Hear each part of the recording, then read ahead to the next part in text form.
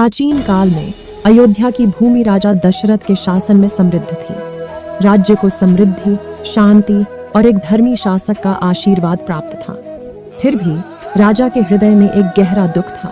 उनके वंश को आगे बढ़ाने के लिए उनके कोई संतान नहीं थी। एक दिन पूज्य ऋषि वशिष्ठ शाही महल में आए। राजा दशरथ ने उनकी सलाह और आशीर्वाद लेते हुए उनका बड़े आदर के साथ स्वागत किया और उन्हें सम्मान का आसन दिया।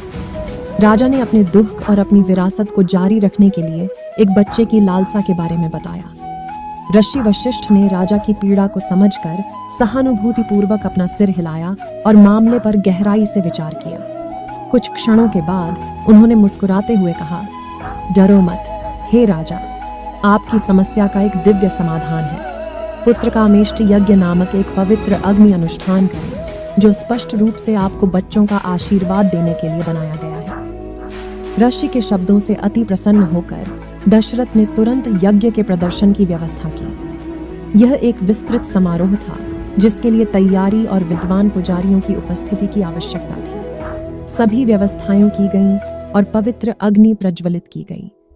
ऋषि वशिष्ठ के निर्देशानुसार राजा दशरथ ने एक बच्चे के लिए प्रार्थना करते हुए अग्नि में आहुति दी। वातावरण आध्यात्मिक ऊर्जा से भर गया और देवता स्वयं यज्ञ को आशीर्वाद देने के लिए स्वर्ग से उतरे। राजा की भक्ति और ईमानदारी से देवता प्रसन्न हुए। वे अपने दिव्य रूपों में राजा के सामने प्रकट हुए और बोले, हे दशरथ, आपकी प्रार्थनाएं हमारे दिलों तक पहुंच गई हैं। हम आपको सिर्फ एक नहीं बल्कि 4 दिव्य प्राणी प्रदान करेंगे, जो दुनिया में बहुत खुशी और समाधान लाएंगे। तब देवताओं ने राजा को दिव्य अमृत के 4 कटोरे सौंपे और उन्हें इसे अपनी 3 पत्नियों रानी कौशल्या, रानी कैकेयी और रानी सुमित्रा के साथ साझा करने का निर्देश दिया। उन्होंने इस बात पर भी जोर दिया कि इस दिव्य अमृत के सेवन से पैदा होने वाले बच्चे बहादुर, बुद्धिमान और दिव्य गुणों वाले होंगे। राजा दशरथ ने अपनी रानियों सहित भक्तिपूर्वक अमृत का सेवन किया। जैसे जैसे समय बीतता गया,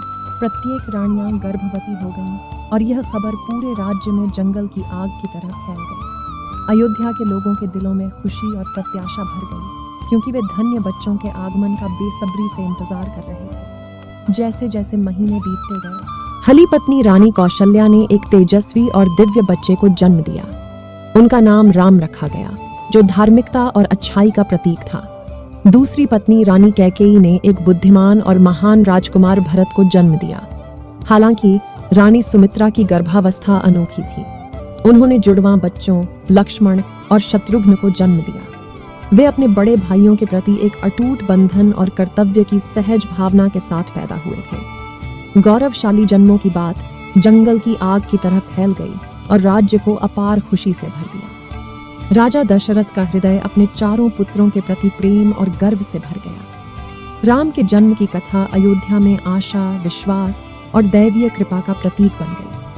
लोगों ने अपने प्रिय राजा को ऐसे गुणी और असाधारण पुत्रों का आशीर्वाद देने के लिए देवताओं की स्तुति की ओर उत्सव मनाया। उन्हें कम ही पता था कि राम का जन्म एक अविस्मरणीय यात्रा की शुरुआत का प्रतीक होगा। एक ऐसी यात्रा जो न केवल अयोध्या बल्कि पूरे विश्व के भाग्य को आकार देगी। राम एक महान व्यक्ति, भगवान विष्णु के अवतार बन जाएंगे और उनका जीवन आने वाली पीढ़ियों के लिए प्रेरणा का एक शाश्वत स्रोत होगा।